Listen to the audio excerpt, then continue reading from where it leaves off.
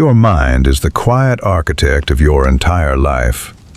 Every thought you entertain is a subtle blueprint shaping the reality you will wake up to tomorrow. This is not magic, and it is not a mystery reserved for a chosen few. It is a law, as reliable as gravity, operating in every corner of your existence, whether you acknowledge it or not. You are where you are today because of the thoughts you chose to cultivate yesterday. And tomorrow, you will stand in the harvest of the seeds you are planting in your mind right now. Take a moment to let that sink in. Look around at the landscape of your life. The relationships, the work, the chaos, the peace, the abundance, the lack.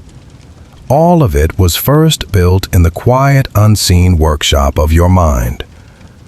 We often move through life thinking that circumstances shape us, that we are the victims of a random world, blown about by luck, genetics, or the actions of other people. But that is a comfortable illusion, and it is one that keeps you powerless. The truth is far more radical and far more liberating. Circumstances do not make the person. They reveal the person. Think about a time you faced a difficult situation. Perhaps it was a financial blow, a betrayal, or a crushing failure. The event itself was neutral. It was simply something that happened. The suffering, the growth, or the defeat that followed did not come from the event. It came from the thought patterns you applied to it. Two people can face the exact same storm. One is broken by it, and the other discovers a strength they never knew they had. The difference is not in the wind. The difference is in the mind. Imagine your mind as a garden. This is not a poetic metaphor. It's a practical, functional reality. If you leave a garden unattended, it doesn't stay empty. Nature abhors a vacuum. Weeds will blow in on the breeze, take root, and eventually choke out everything else. The soil of your mind is no different. It will not remain bare. If you do not consciously plant beautiful, purposeful thoughts, worthless, anxious, and destructive thoughts will take root on their own. You do not need to try to have a negative thought. Negativity is the default, the weed that needs no watering. But a magnificent, life-giving vision of your future? That must be planted with intention. That must be tended, fed, and protected. The act of thinking is not a passive stream of consciousness. It is the most active form of gardening you will ever do. And the harvest you pull from the ground of your daily life is the direct fruit of that mental cultivation. Right now, there may be a circumstance in your life that you believe you hate, a job that feels like a trap, a financial situation that keeps you awake at night, a body you're uncomfortable in. The natural reaction is to fight the external condition, to rage against it, to complain about it. But fighting the harvest is a fool's game. You cannot pull the fruit off the tree and expect the root to change. To change the fruit, you must change the root. To change the visible, you must first alter the invisible. The outer condition of your life will always tend to harmonize with your inner state of being. If your inner state is one of chronic worry, lack, and struggle, you can hustle 24 hours a day, and you will still find yourself surrounded by lack. The struggle is not the source. The struggle is the signal. It is the alarm clock telling you that the architecture of your thoughts needs a renovation. Let's talk about the body, the most personal piece of circumstance you inhabit. You live in your physical form every second, and yet so many people treat their bodies as a fixed object that is simply happening to them. They believe they have a slow metabolism, heavy bones, or bad genes. But look at the mind-body connection with brutal honesty. The body is the servant of the mind, It is the most obedient of servants, responding faithfully to the commands you whisper to it, even the subconscious ones. A thought of fear can make your heart race and your palms sweat in an instant. A thought of deep embarrassment from 10 years ago can make you physically cringe right now. If a fleeting thought can produce such an immediate chemical reaction, what do you think a chronic, ingrained belief about yourself produces over a decade? Thoughts of self-loathing, vanity, or critical judgment of others will etch themselves into your very countenance. Look at the face of someone filled with bitterness. You can see the lines drawn by years of hard thinking. Look at someone filled with serenity and love. They seem to glow. You cannot have a clean, vital, and energetic body if the mind that houses it is cluttered, stagnant, and toxic. A change of diet alone is not enough. A change of thought is the ultimate detox. This principle reaches into every single pursuit you undertake. A person does not just suddenly shipwreck their integrity or their life because of a single wave. The shipwreck is the result of a long, hidden process that has been going on beneath the waterline for a long time. The sudden act of giving up, the sudden act of cheating, the sudden outbreak of rage, these are not sudden at all. They are the final, visible collapse of a structure that was rotted from within by a progression of undisciplined thoughts. You cannot live a life of high integrity with a mind that constantly cuts corners. You cannot live a life of pure love with a mind that harbors resentment and gossip. You may be able to perform the opposite for a while. You may be able to mask the inner decay with a polished smile and rehearsed manners, but the mask will eventually slip. What is inside will always eventually find its way to the surface. This is not a curse. It's a safety mechanism. It means that if you truly purify your thoughts, your life will inevitably purify itself. You don't have to force it. You just have to source it correctly. This brings us to one of the most difficult truths for a high-achieving, stressed-out culture to accept. Your outer progress is completely dependent on your inner poise. We are obsessed with more. More speed, more efficiency, more hours, more grind. But a machine running at full speed with a faulty steering wheel is not a success story. It's a catastrophe in waiting. Many people are terrified of silence. They are terrified of stillness. They fill every second of their day with noise because they are afraid of what they might hear in the quiet. But in the quiet is where the power lies. Sacrifice is often talked about as a path to success. But we misunderstand what to sacrifice. You don't need to just sacrifice your time. You need to sacrifice your restless, animalistic impulses of distraction. You need to put to rest the constant craving for trivial entertainment and useless mental chatter. When you lay those thoughts to rest, you reclaim an immense amount of energy. That energy isn't lost. It rises. It rises as purpose. It rises as focus. It rises as the ability to see clearly when everyone else is blinded by the fog of panic. Think about your purpose. Many people walk through life with a vague sense of dissatisfaction, a quiet desperation that they were made for something more, but can't seem to find it. They keep looking for a big sign, a lightning bolt from the sky that will reveal their destiny. But purpose is rarely found in the external world. It is found in the deep, still waters of a concentrated mind. Your purpose is the heartbeat of your authentic self, and you can only hear it when you silence the noise of other people's expectations. When you hold a magnifying glass over a dry leaf on a sunny day, The scattered rays of the sun are concentrated into a single intense beam that can create fire. The sun's rays, when diffused, are merely warm. When focused, they are a force of combustion.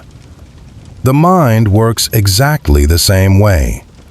A mind scattered across social media, news cycles, office gossip, and anxiety about the future is just a warm, useless hum. That same mind, concentrated on a single noble aim, becomes a laser that can burn through any obstacle. The achievement you are craving is not a product of your effort. It's a product of your focus. Let's dig deeper into the relationship between your thoughts and your outcomes. It is not enough to just wish for a great outcome. A wish is a thought with no legs. A wish is a fleeting acknowledgement of a desire, usually immediately followed by a mental negation of its possibility. You wish for wealth, but internally you tell yourself that rich people are greedy, or that money is the root of your stress, or that you are just not the type of person who can handle money. Those competing thoughts cancel each other out like matter and antimatter. You are left with zero energy, zero movement. To achieve a result, your thoughts must be cohesive. They must be firm. The thoughts of the ambitious, successful person are not just thoughts of wanting. They are thoughts of possession. The successful mind closes its eyes and feels the reality of its destination before the body has arrived. It doesn't question if it will get there. It is already living there mentally, and it is simply walking toward what already exists internally. When your subconscious mind accepts a thought as true, it will move heaven and earth to match your outer reality with that inner image. Your only job is to silence the contradiction. Stop saying you want to be a confident leader while mentally playing a loop of your past insecurities. Stop saying you want a loving partnership while mentally rescreening every past heartbreak. You cannot walk north and south at the same time. You must choose a direction for your mind, and then you must discipline it to stay on the path. This requires a certain kind of emotional integrity that is rare in modern society. It's the ability to hold a mental state without immediate sensory proof. It's the ability to remain calm in the midst of chaos, because you know the chaos is just a temporary echo of an old way of thinking. When you decide to change your mental blueprint, the first thing that usually happens is a test. The bold circumstances do not dissolve magically overnight. They bang on the door louder than ever before. They scream at you to give up, to come back to the old familiar misery. This is the crucial moment where most people fail. They mistake the echo of the past for the voice of the future. They mistake the turbulence of change for the sign of failure. But if you can hold your mental center, if you can keep your thoughts anchored in the reality you are creating, rather than the reality that is currently dying off, you will pass through the test. And on the other side of that test is a new life. This process is deeply intertwined with your character, and character, not cleverness, is the ultimate human currency. You can be the most talented person in the room, but if your character is porous, your life will leak value. Character is simply the cumulative architecture of your habitual thoughts. Every time you think a thought and act upon it, you carve a neural pathway. Over time, that pathway becomes a superhighway. If you constantly think judgmental thoughts, You become a judgmental coastal character, and people will instinctively flee from you no matter how hard you try to win them over. If you constantly think generous, uplifting thoughts, you become a benevolent character, and resources and opportunities will flock to you almost magnetically. People try to build a reputation by managing their external PR. They want to be seen as kind without thinking kindly. This is exhausting and unsustainable. If you build a solid character through rigorous mental discipline, your reputation takes care of itself. You don't have to convince anyone of your worth. The quality of your mind emanates outward, and the world will simply feel it. But we must address the darkness. We must talk about suffering, because suffering is the great initiator. There is not a human being alive who does not carry a degree of pain. The question is not whether you will suffer. The question is what the suffering will do to you. Most people let suffering calcify them. They become victims. Their dominant thought becomes, "Why me?" This thought is a corrosive acid. It corrodes hope, it corrodes action, and it corrodes the future. But suffering is not a punishment. It is a mirror. It is a brutal, honest mirror held up to your internal world. If your mind is cluttered with frustration, you will experience frustrating events. This is not the universe picking on you. It is the law of resonance, drawing like to like. Pain is simply the friction between where you are and where your mind needs to be. Acknowledge it. Do not resist it. Do not drown in it. Use it. Use the heat of that friction to forge a new steel in your spine. The most luminous, peaceful, and powerful people you will ever meet are not the ones who had an easy life. They are the ones who took their sorrow, their anxiety, and their rage, and they went into the dark cave of their own mind and did the work. They processed the pain through the crucible of thought and transmuted it into wisdom.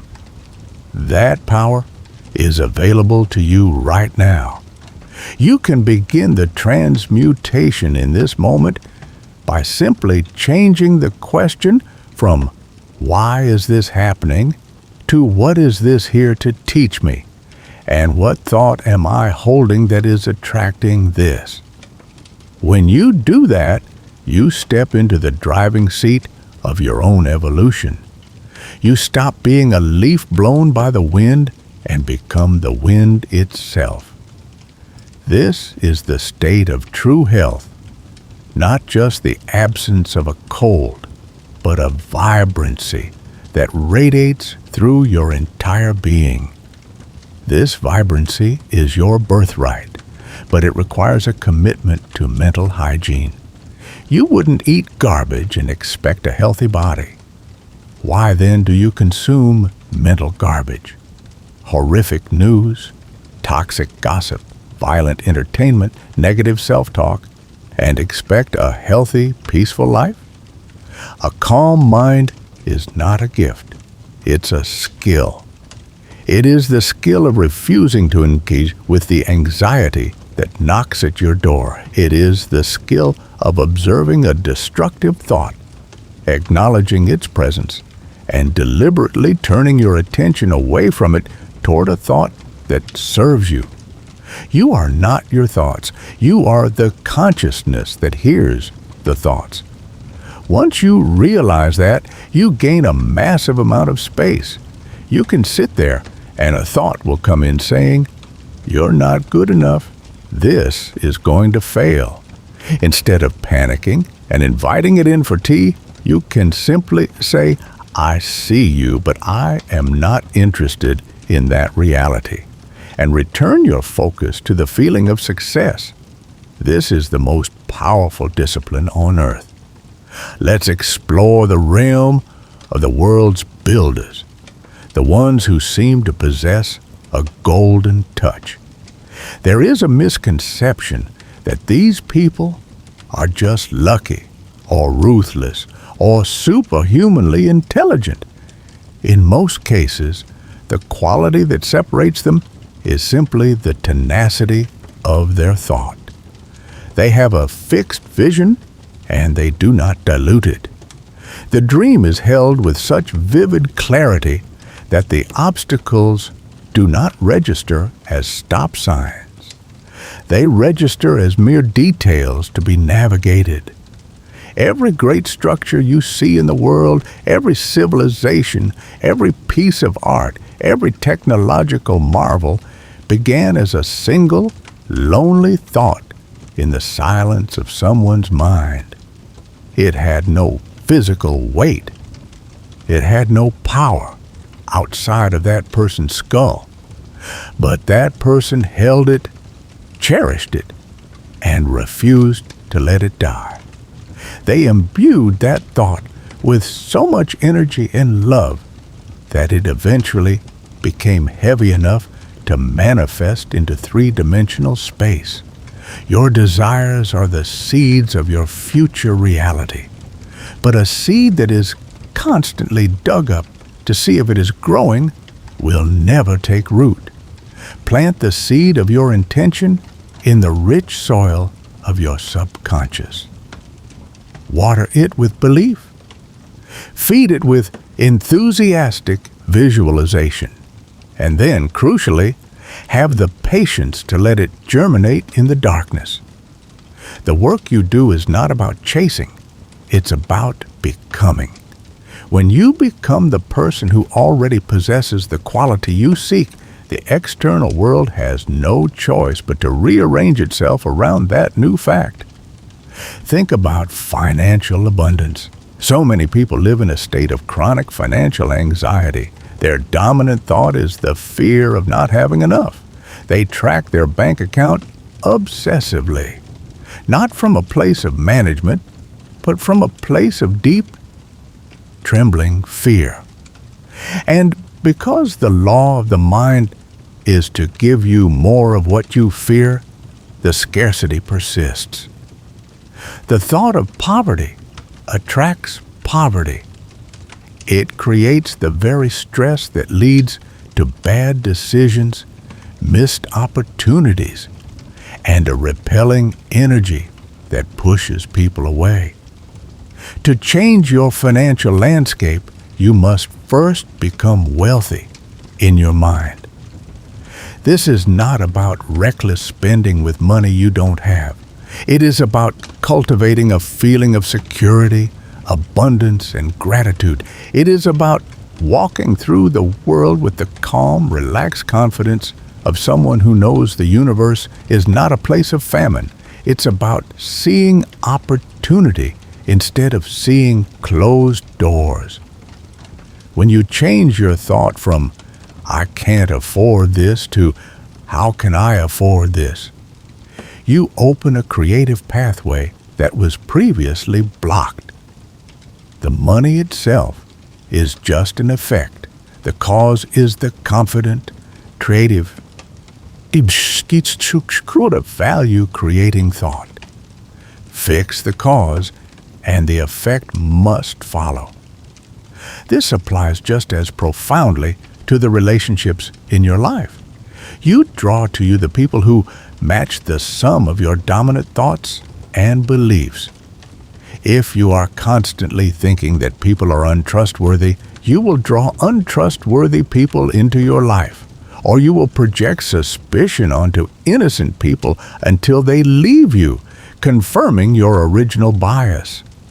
If you secretly believe you are unlovable, you will sabotage the affection that comes your way because it doesn't align with your internal self-image. If you want love, you must be love in your thinking. You must send out thoughts of appreciation, understanding, and forgiveness. when you interact with someone.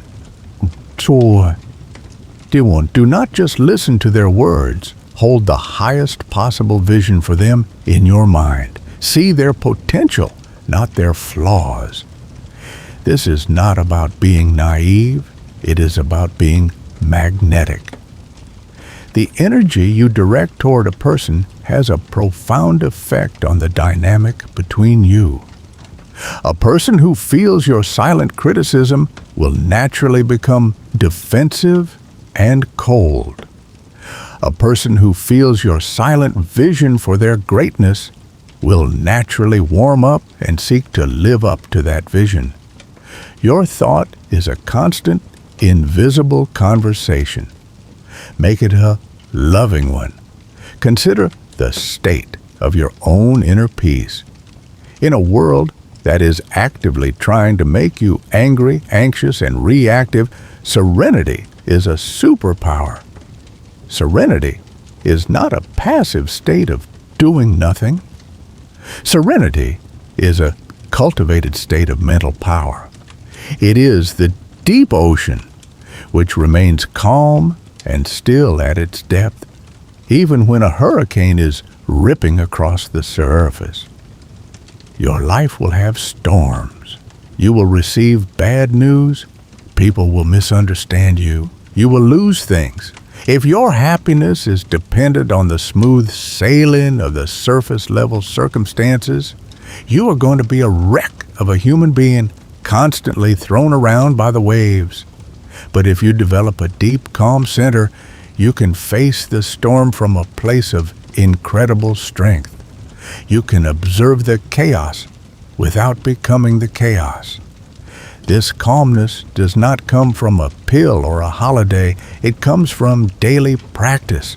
It comes from getting up and meditating, not because it's trendy, but because it's training you to control your attention. It comes from choosing, in a moment of intense provocation, to take a breath instead of delivering a cutting remark. Every time you choose calm over chaos, you carve that neural superhighway deeper. You become a more solid, grounded, and peaceful person. And people will gravitate toward you for it. They will call it your presence. They won't know they are simply feeling the immense density of your disciplined mind. You must also understand the immense cost of victimhood. It is a sedative that feels good initially, but ultimately paralyzes you. When you blame the economy, the government, your parents, or your partner, you are handing them the keys to your mind. You are saying, "I am helpless until you change." But the world is not going to wait for your circumstances to be perfect. The world is moving cold and indifferent to your blame. The moment you accept total responsibility for your state of being, you snatch the power back. Yes, terrible things happen that are not your conscious fault. But what you do with them, how you think about them, is a choice that belongs entirely to you. No one can force you to think a thought you refuse to entertain. No one can force you to give up on your vision. No one can demote you in the privacy of your own mind. When you realize that your inner throne belongs only to you, you become unbreakable. You stop being a thermometer that just reflects the temperature of the room and become a thermostat that sets it. Every evening, as the day draws to a close, you have a sacred opportunity. It's the time to audit the architecture of your mind. You can't renovate a house if you don't look at the blueprints. Spend a few minutes in reflection, not in rumination, where you just replay the misery, but in reflection. Look at the thoughts that dominated your day. Were they thoughts of envy? Thoughts of hope? Thoughts of gratitude or resentment? Name them. Do not judge yourself, simply observe. Because awareness is the disinfectant. You cannot heal a thought you refuse to see. Once you see a pattern of destructive thought, you can begin to dismantle it. You can ask yourself, is this thought true? Is it useful? Does it align with the human I am trying to become? If the answer is no, you release it. You replace it with a thought of purpose. This nightly practice is a cleansing of the soul. It ensures that you go to sleep not with a head full of toxic waste, but with a mind settled on a vision. And the thoughts you fall asleep to are the most potent of all, for they marinate in your subconscious for 8 hours. Sleep is a sacred creative workshop. Do not hand the craftsman garbage materials. Give him a blueprint of triumph and serenity. As you master this art of thinking, you will find that you cease to chase things altogether. You will simply attract them. This is not a passive resignation. It is an active magnetic power. You will be so energetically coherent, so clear on your value, and so aligned with your purpose that the right people, the right ideas, and the right resources will seem to just show up. And when they show up, you will have the clarity to see them and the courage to act on them. This is the true meaning of grace. It is the effortless effort that comes when your inner world and your outer actions are singing the same song. You are no longer fighting reality. You are shaping it with a whisper instead of a scream. Take a moment to picture the most exalted version of yourself. The self that is not riddled with doubt, that does not flinch at a challenge, that walks with dignity and extends a hand of genuine kindness to everyone they meet. That version of you is not a fantasy. It is a reality that exists in the quantum field of potential, waiting for your mental signal to lock onto it. It is aching to be born. But it can only be born through you. It can only be born when you stop thinking the thoughts of your smaller self and start thinking the thoughts of your higher self. This is the new frequency you must tune to. It is a daily, hourly, minute-by-minute discipline. It is the decision to see the sun even when the clouds are present. It is the decision to feel rich when the invoice arrives. It is the decision to feel love when the attack comes. This is not toxic positivity. This is spiritual craftsmanship. You are working with the very substance of creation. You are the master of your fate. This is not a cliché to be glanced at and forgotten. It is a law to be consumed. You are the captain of your soul, not a passenger. The helm is in your hands right now. The vast open sea of possibility stretches out before you. The winds of circumstance will blow, but they do not dictate the destination. The rudder of thought dictates the destination. You can steer this ship to the safest harbors and the most bountiful lands. You can sail through the dark storms with a steady hand if the compass of your heart is fixed on a star of purpose. But you have to take the wheel. You have to commit. You have to say to the universe, I am no longer a result of my past. I am the architect of my future, and it begins right now with the very next thought I choose. Let that next thought be a foundation stone. Let it be a thought of granite, not sand. Let it be a thought of absolute belief in your ability to rise. You do not need to know all the steps. You only need to know the next step. And the next step is a thought. Hold a pure thought. Hold a powerful thought. Hold a loving thought. And watch your world transform.